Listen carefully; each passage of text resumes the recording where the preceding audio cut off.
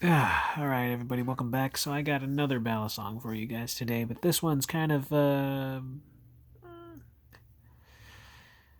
I like it aesthetically. It hurt to say that. Let's talk blades, everybody. That's what we're into today. I have for you guys something from a company known as Bear and Sons, or Bear and Son, I should say. Bear and Son, not sons plural. Son singular. So this one is the smooth bone handle black balasong. Sorry. Uh, this isn't cheap. This is around about 80 bucks. Well, I should say, you know what? It's a little bit cheaper than your average balasong. Your average balasong being a couple hundred if you want a decent one. This is purely a collector's piece, at least in my eyes, only because of what it has. And it has bone handle scales right here. You got four of them, two on each handle.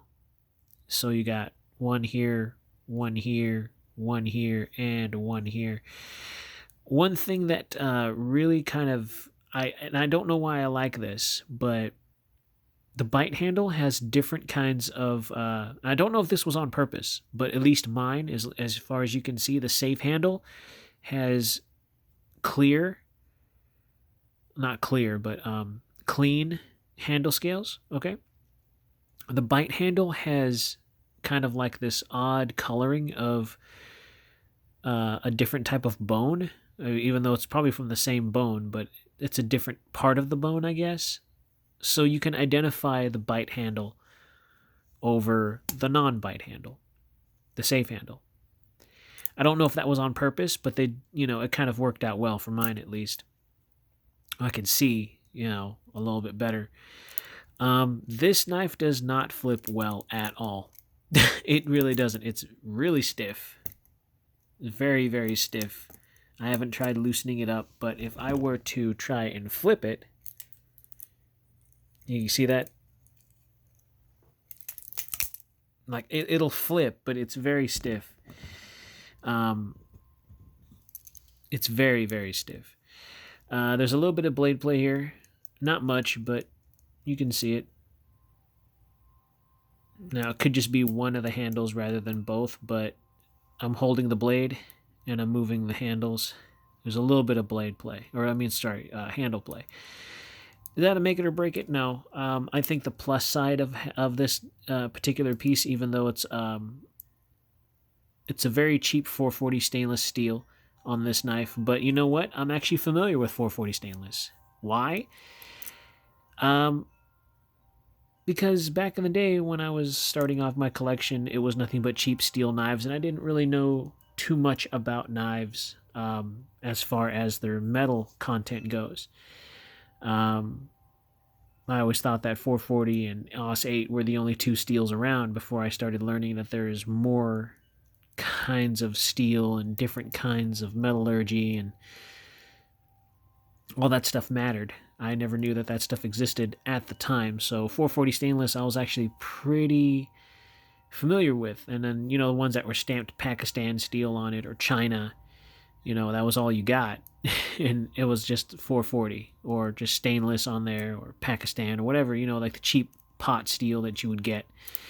And I'm not really saying it's actual pot steel, but, the stuff that if you were to hit it just right and it wasn't tempered, it would snap on you, it'd just break and shatter, and it's just really bad steel. But back then I never knew what other steels there were. One cool thing I really do want to say about this knife being 440 stainless, yeah, that's not really a cool thing, but it has adjustable screws on the pivot. It's not a pin construction. That is a very, very upside to this particular blade. Yeah, it has crap steel, but you got a nice handle and functional, so you can tighten or loosen your pivot if needed. And it locks very nice. Sorry, the latch is fine. It locks good, open and closed. I mean, it does take a little bit of pressure to get the handles to go together, but once they are together, it's a pretty solid piece. So I do like the bone handles. I think that's a very nice touch. Blade HQ sells this thing. It's not sold out. You can still get it on Blade HQ for around about $80 if you're interested in it. I've always wanted a bone handle balasong, so this was something that I was really happy to get. And it's very traditional, It's very traditional, at least to me anyways. It looks traditional. It's not a really big knife. We'll get into the specs of that. Very, very simple kind of balasong that at least I'm used to anyways. I never, this balasong actually reminds me of the days back when butterfly knives were literally all you could find were just the cheap stuff, but this one's just taken one step above that, just a little bit more, at least in my opinion anyways. All right, so you're looking at a 4.56 ounces, so this is still under 5 ounces if you decide to carry it, but if you drop this thing, just be aware that you are running a really high chance of chipping or breaking these bone scales. I'm just saying that right now off the bat. If you drop this thing, you run the risk of loosening or breaking the bone scales. Just saying. And that goes without say, I think. So we'll get into how long the blade is. I'm trying to be really cautious on how I flip this thing. But you're looking at a blade length of 4 inches. So that's a normal size, at least to me anyways, normal size knife. With a handle length of 5 inches. Yeah, 5 inches. And then altogether you're looking at 9 inches.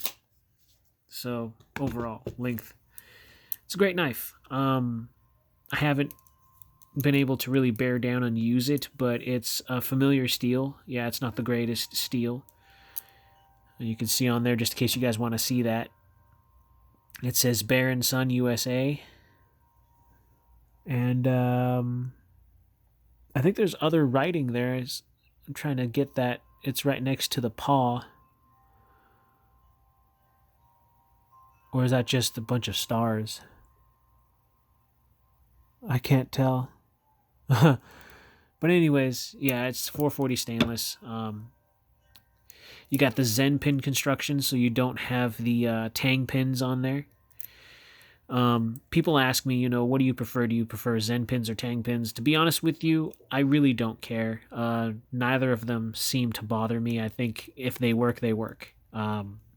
Aesthetically, it doesn't bother me. I don't really see the tang pins or the Zen pins, but they are there. I don't really focus on that. They just, I guess it's cleaner with the Zen pins because they're in the handles. And then the tang pins are the ones where you see the 2 pins on the bottom side right here. And a lot of people don't like that aesthetically. They just think it's not that great. To me, either way, it's still a fantastic, if it's a balasong and I like the look of it, I'm going to focus on the main thing, which is the blade and the handle, moreover than where the pins are set. That's just my personal opinion. And I am the guy who does like traditional balasongs that have the pins, or not the pin, the latch still attached. And that's just how I am. But if you're a serious flipper, that might be something that you might want to take consideration with this latch right here. You're going to have to take this knife apart in order to get this latch off because there are no internal or external screws to get this latch off. Instead, you're going to have to take off this, and you're going to have to take apart this entire handle piece in order to get to this, which I don't think is going to be too hard, but still it's a bit inconvenient for those who are trying to look for an easy way around that. Sorry, I just hit my tripod again. I tend to do that a lot. Now, for starters, if you're starting off with a balasong, I don't think that this is something that you should get right away. I think this is something that you should wait on, only because the handle scales are bone. So just putting that into an understanding perspective, it is a great collector's piece, I think. But is it functional? Well, I guess that really depends on the person who carries it. I'm not going to be the type of person who's going to say get it or don't get it. I guess that's all up to you. But if I were to start my collection, I wouldn't get this one in particular because the bone handles. And probably because I'm going to be flipping this thing like crazy, and I'm going to risk breaking the bone handles if I drop this thing way too much. Cheap steel, and the latch isn't removable. So that's if I were to be picky. But overall, if you're a collector like I am, this knife will work okay. So it's just, I guess it's all up to you. I think I've ranted enough on that.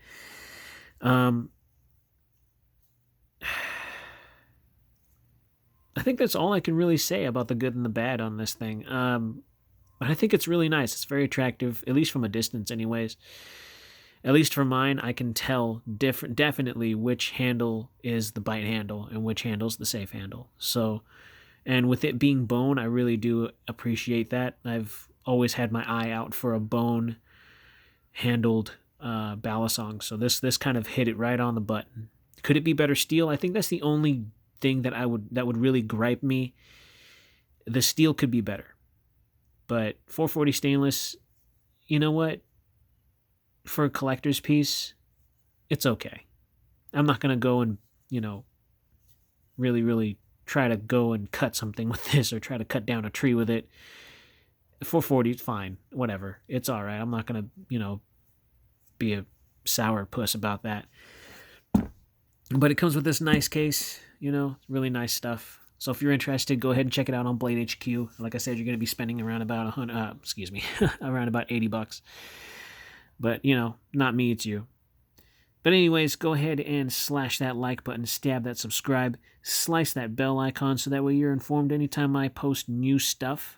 And in these craziest of times, I just recently heard that we had another mass shooting in Boulder, Colorado. Hearts and thoughts go and prayers go out to the families that were affected by that. Please be safe out there, people. Please be safe. Be kind to everybody that you come across. And just understand that we live in some crazy times. So like I said, and I'll say it again, be kind. Be safe. Please carry responsibly. And be aware of your surroundings, wherever you are. If you know a way out of a certain situation, get out of there. Your life is not worth sticking around. If you have to go, you gotta go. Don't try to be a hero. Don't try to risk your own safety. Get your family, get your friends, and get out of there. It's just, it's very tragic what happened, and frankly, it disgusts me. It really disgusts me that people like that exist, but they do. And it's a big eye-opener. It's something that we all have to realize that this sort of thing happens. So my thoughts and prayers go out to those families, and like I said, be safe. I'll see you all in the next one.